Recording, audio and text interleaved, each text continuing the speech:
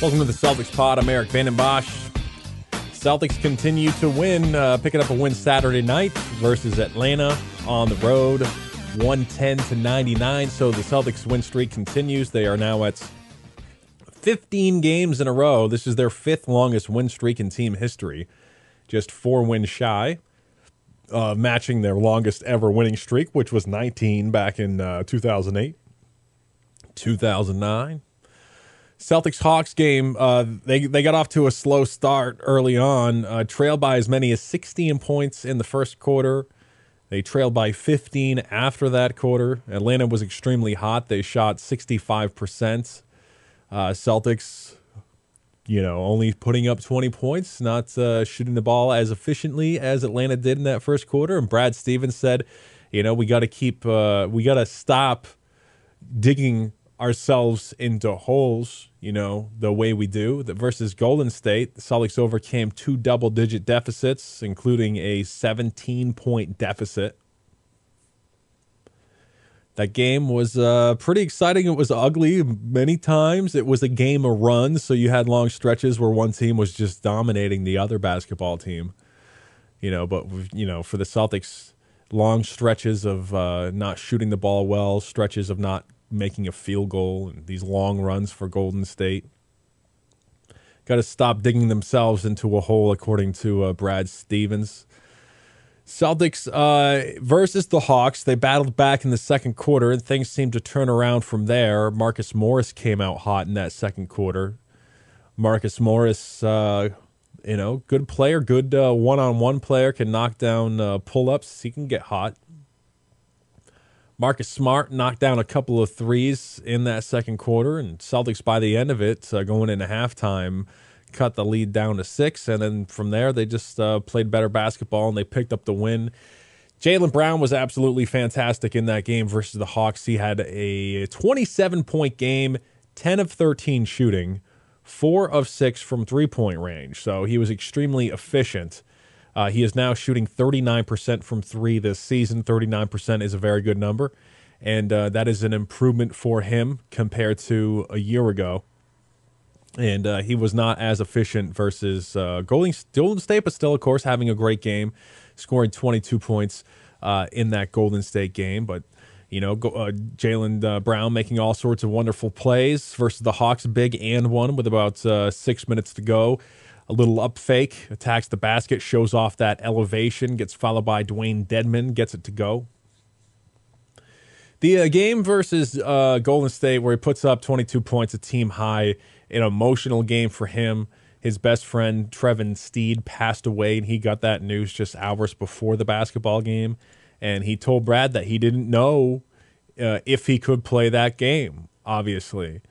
Really difficult news to receive, and to get, blindsided by something like that hours before a basketball game, it's extremely difficult. And Brad Stevens, he told Jaylen he didn't have to play if he didn't feel up to it. And Brad has experience dealing with this situation.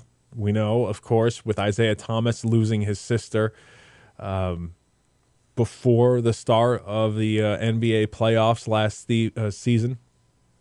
But Jaylen said that he talked to Trevin's mom, and he found some inspiration in that conversation, and he decided to go out there and play. Kyrie Irving did something very nice. He presented Jaylen with the game ball, so that was very cool, and apparently Kyrie had some words for Jaylen. Kyrie's, been through a lot in the NBA. He's had ups, he's had downs, he's had all these different things. So he kind of talked to Jaylen about this particular situation.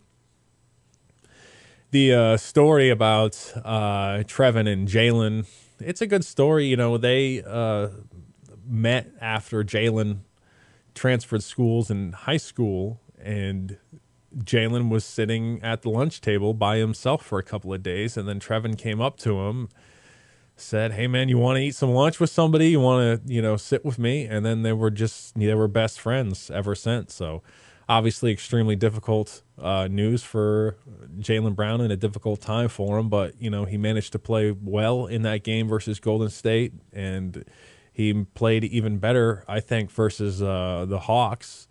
Prior to the game, Mike Gorman and Brian Scalabrine said Jaylen Brown versus Golden State, best game of his career. And then he comes out, scores even more points versus Atlanta, shoots the ball even better in that basketball game. It's not just the shooting from Jaylen, it's the defense as well. A number of great defensive plays versus Golden State in that first quarter. He knocked the ball away from Steph Curry, and then he had a clear path to the basket, and then he slams it home. You know, when Jaylen Brown is on a fast break by himself, and he's got that clear path to the basket, you move to the edge of your seat, and you're just waiting to see what Jaylen Brown is going to do. And he's delivered this season, you know, versus the Nets. He had a steal, you know, breakaway, windmill jam. Versus the Knicks, I think that was my favorite one. He had the steal. He's all alone, goes up for the reverse jam. So this guy is exciting to watch. He really is. You know, those steals, great defensive plays leading to points on the other end. More defense out of him versus Golden State, blocking some shots. He had a block on KD in the first quarter. He also blocked Klay Thompson in transition. And Marcus Smart had a pretty sweet block as well in that basketball game. In the first quarter, he blocked Zaza Pachulia from behind. As Zaza attempted to dunk the basketball, Marcus Smart, doing his best LeBron James impersonation, just comes up behind him and blocks a shot. Jaylen's defense, his defense on DeMar DeRozan was pretty sweet in that Raptors game. Final possession, Raptors have the basketball, and it's a 1-point game.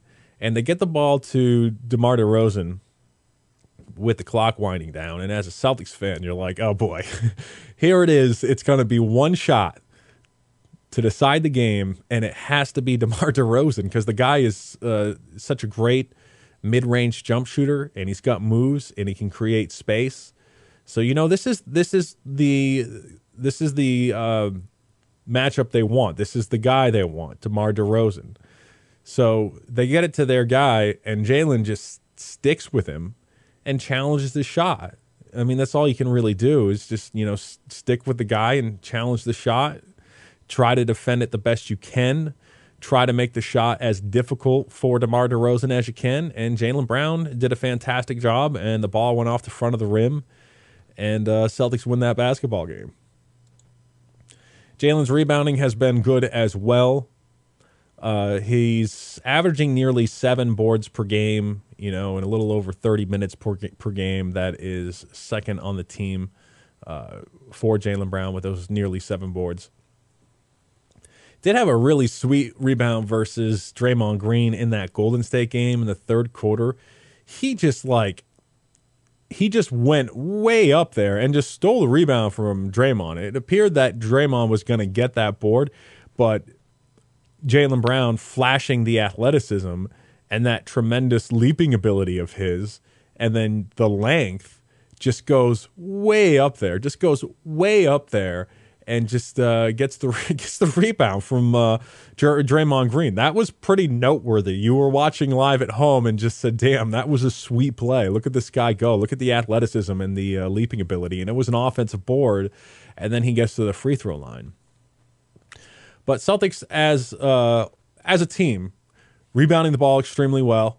They are second in rebounding percentage in the NBA. You know, the overall size, length, and athleticism, one of the biggest reasons for this turnaround in rebounding, because last year they were not very good in that category.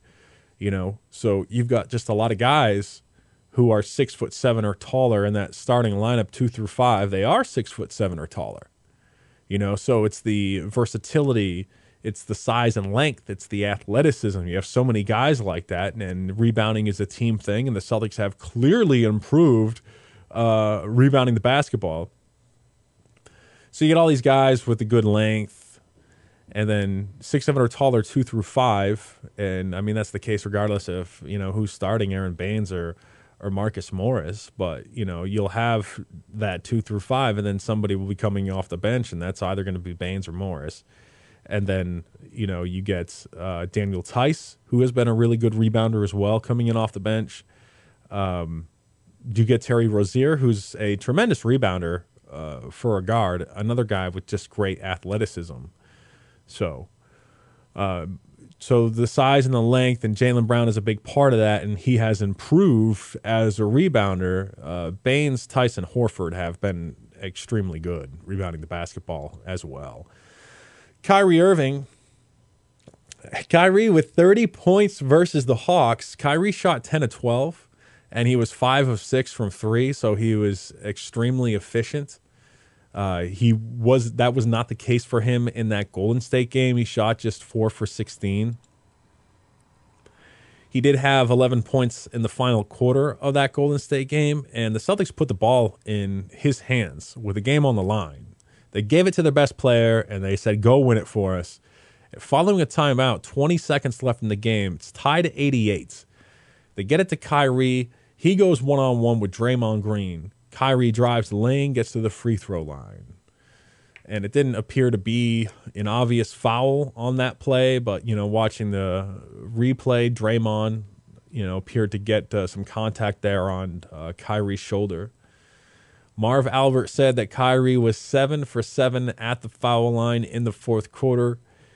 He said that Kyrie scored 11 of the Celtics' final 15 points. So, of course, Kyrie coming up big in this game. And he stepped up big, late in other games as well. It wasn't just, the Golden State game. Versus the Hawks, he knocked down a contested step-back 3 in the corner with just a minute left.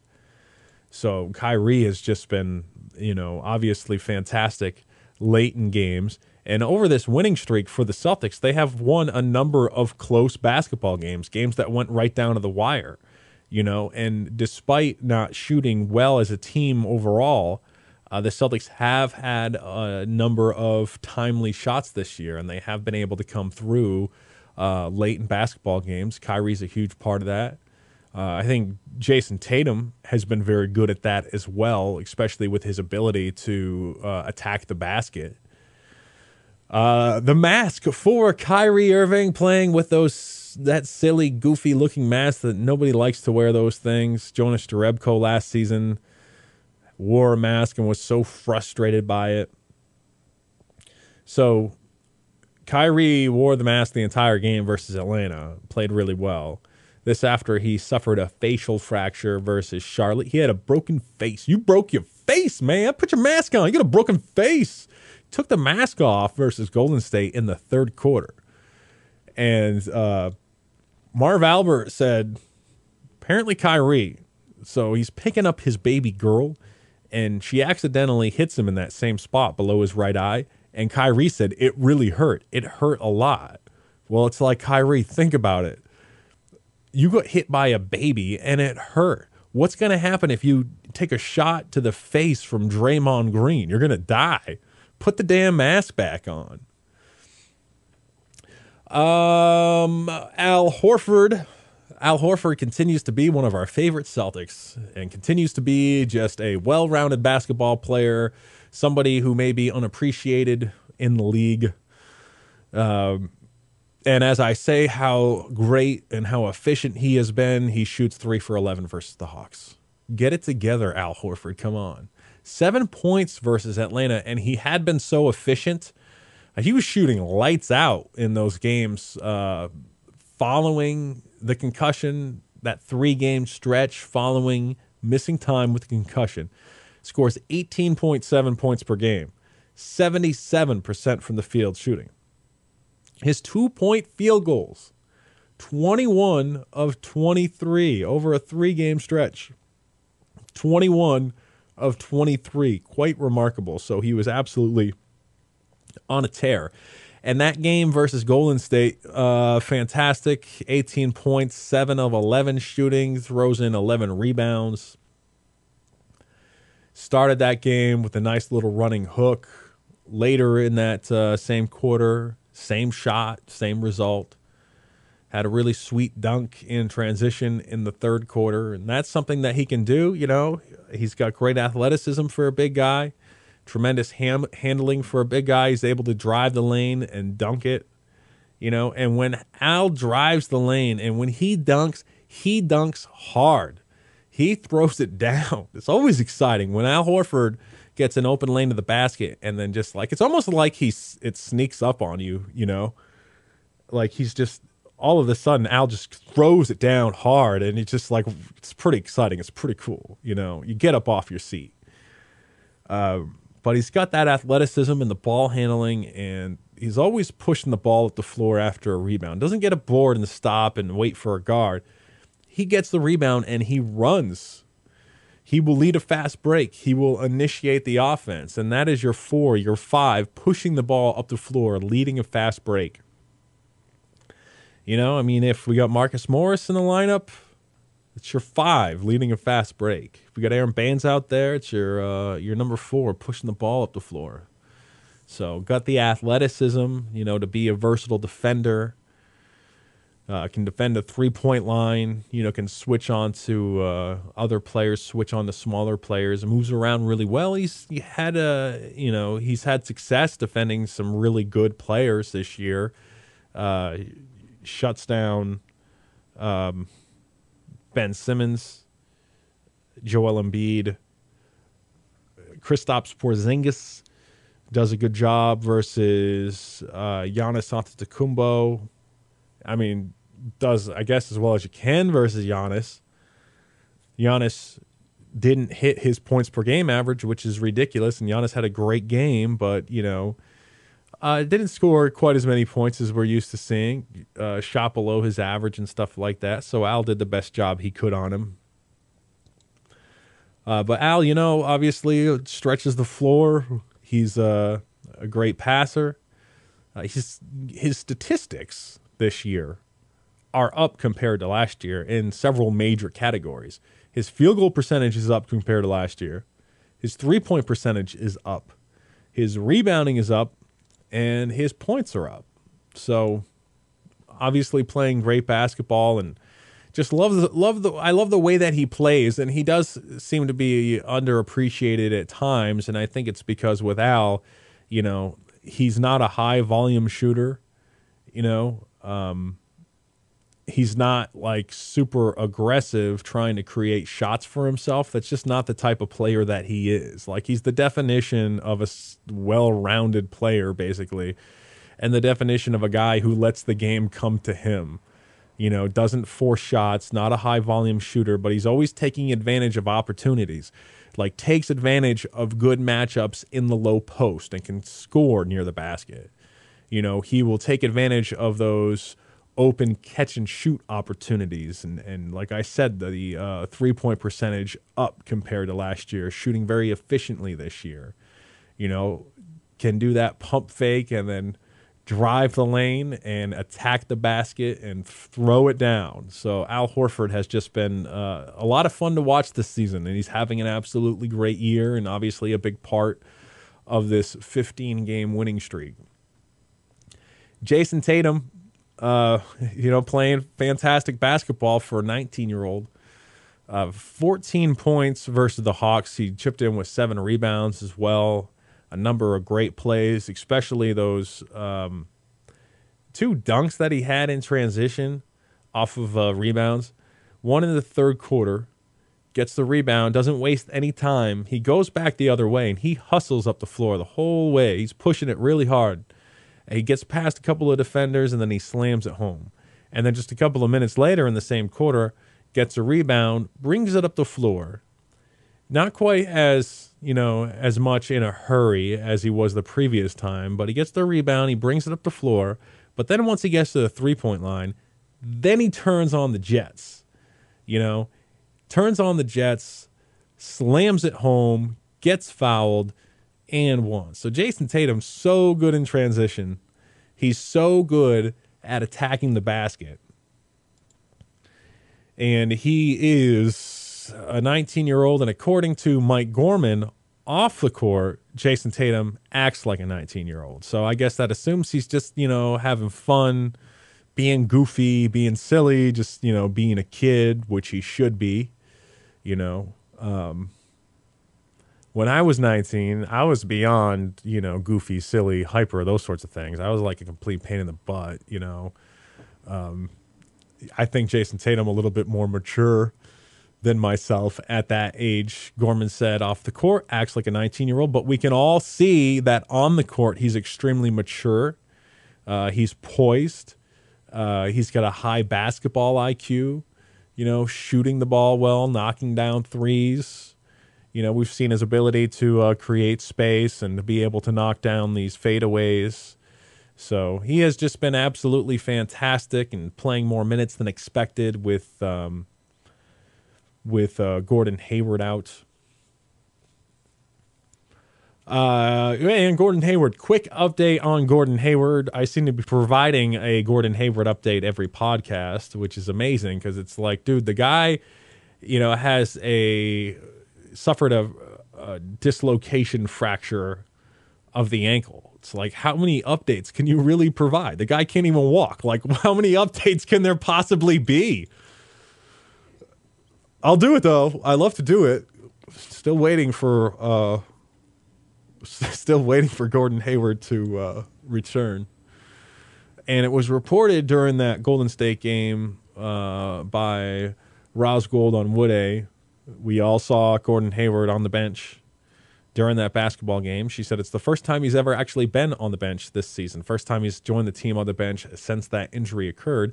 And it's actually the first time that he's appeared at the TD Garden since that injury occurred. And they just removed the hospital bed from his house. He and his wife now have a trainer living with them full time. So he is all about the rehab. And Gordon Hayward's wife told on Woode that there's no pity party. He's not sitting around sulking. He is dedicated to the rehab process, and he is working hard to get back as absolutely soon as he can. Obviously, looking forward to that return. And speaking of Rosgold on Woode and that TNT basketball crew, how about Marv Albert's pronunciation of Shemi Ojale? Now, he pronounced Shemi right. He got that part right. But the last name he pronounced like at least a couple of different ways. Like every time he would say the name, he would say it different than the last time. And it started off as Shemi Ojale. Then it was Shemi Ojale. He got a little bit closer there. But like every time he would say it differently, and obviously if you pronounce his name wrong, and as Celtics fans, we pick it up right away because we know how to pronounce his name. So Celtics fans, we know. But for people who are not in New England, they probably don't know how to pronounce his name. So if you're Albert and you pronounce it wrong, as long as you dedicate yourself and stick with that mispronounced last name, as long as you stick with it and just go with the same thing over and over again, those people who are out of market, they're probably not even going to know. I mean, because if they don't know how to pronounce his name, they're not going to catch on. But if you pronounce it a different way every single time, even people from different parts of the country are going to be like, this guy doesn't know how to pronounce his name. But so at least we traded Zizic because it seemed like everybody was pronouncing that last name differently, like everybody. Got some other stats from this Golden State game. Celtics did not shoot the basketball well in that game. They shot just 33%, 22% from three-point range, so shooting was miserable. The Celtics shooting 27th in the NBA, 27th overall in shooting percentage. Scoring, they are 22nd in the league, so the shooting and the scoring is kind of a concern. Because, they've won 15 in a row, and we're seeing all these great things, but there are issues with the basketball team. I mean, it's like Kyrie is great and Al Horford's great, and they got these two young players, and they've won all of these games, and they're playing great defense, and they're rebounding the ball so well. There are issues with the team, though. The shooting is one of them. Assists are down. They had Golden State had 7 more assists than the Celtics did. You can expect Golden State to have more of those, most nights versus anybody because that's what they do. Best in the league in assists per game this year and last year. The Celtics, that was part of their identity last season. They were fourth in assists per game, down to 19 per game this season. The bench points is another big issue as well. Up there with the shooting, falling behind in basketball games and creating those big holes. The bench points is a concern. Starters are playing so well, but versus Golden State, 25 bench points for them, 12 for the Celtics. Celtics only managed 18 bench points versus the Hawks and just 13 versus Brooklyn. So offensively, not getting a ton of production off the bench. I mean, there's really nobody there who you could call a spark plug offensively coming in off the bench. If you've got Marcus Morris starting the game, Aaron Baines comes in, and he's a good offensive player. He can score pretty well near the basket. He can knock down his mid-range jumper with consistency, but he's not a high-volume shooter, and I don't really hear anybody calling him a spark offensively. You have, speaking of big men, you have Daniel Tice, who can stretch the floor and who can shoot the three, but, he doesn't score a ton of points. He's not a spark offensively. Marcus Smart, Terry Rozier, they can be sparks for you offensively. They really can be. But they don't shoot the ball well consistently. Marcus Smart, always going to play good defense. He's always going to play hard. He's always going to be pesky. He's always going to be a pain in the butt if you're on the opposing team. Stripping balls away from guys, swatting balls away from guys, out hustling guys, diving for loose balls, diving into the front row to prevent the ball from going out of bounds. This is why we love Marcus, because he impacts winning with his defense. And if he was just a consistent shooter, he would be an all-star. And there are games where he is absolutely brilliant. There are other games where he forces things and he doesn't take great shots. And there are games where he doesn't shoot the ball very well. He's just overall an inconsistent shooter. Terry Rozier coming off the bench can be a spark at times. Terry attacking the baskets, using his great athleticism and his quickness to attack the basket. He's not afraid of taking open threes. If he's got a good look, he'll shoot it. That's what the Celtics are told to do. They all have the green light to shoot the basketball when they have a good look. Terry Rozier is not afraid of taking a shot. He can get hot sometimes. But really no guys off the bench you would consider a spark, I suppose. Marcus Morris, if he was coming in off your bench, you could probably call him a spark off the bench offensively, because Marcus Morris is, a good one-on-one player. He can knock down pull-up jumpers. He shoots the ball pretty well. He has times during games where he, knocks down shots consistently. Maybe next season, Gordon Hayward is back in the starting lineup, and he's at the 3, and Tatum's at the 4. You have Allen there, and you have Marcus Morris coming in off the bench. That's another veteran coming in off your bench, which is good, and a guy who could, maybe be a spark offensively for you. Defense versus Golden State. They held Golden State to low shooting percentages. Their overall shooting percentage was 40%, down from 51%, which is the best in the league. Golden State held to 33% shooting from 3, down from 40%, which is the best in the league, which is unbelievable. If you've got an individual shooting 40% from 3, that's very good. To shoot it as a team is ridiculous. Golden State also held under 100 points, and it's only the second time this season that Golden State has been held under 100 points. This game versus the Celtics was their lowest scoring game of the season. They average 117 points per game, which is the best in the league. Celtics have now held opponents under 100 points 13 times in 17 games. The defense is real. They have the best defensive rating in the entire NBA. And Steph Curry, part of that, low-scoring game by Golden State standards, he only had 3 field goals. Of course, he was in foul trouble the whole time. Had 4 fouls quickly, and then, there was a play where he was at the free throw line, and he got his own rebound, and the ball got back to him, and then he takes a long 2, and he knocks it down. And that was a nice shot for him, but he didn't have a field goal after that for so long. Not until the fourth quarter, he knocked down a couple of other field goals and finished with 3 for the game. Celtics got that winning streak going. How about Brad Stevens for an early candidate for Coach of the Year? There's no way he's not in the conversation at this point.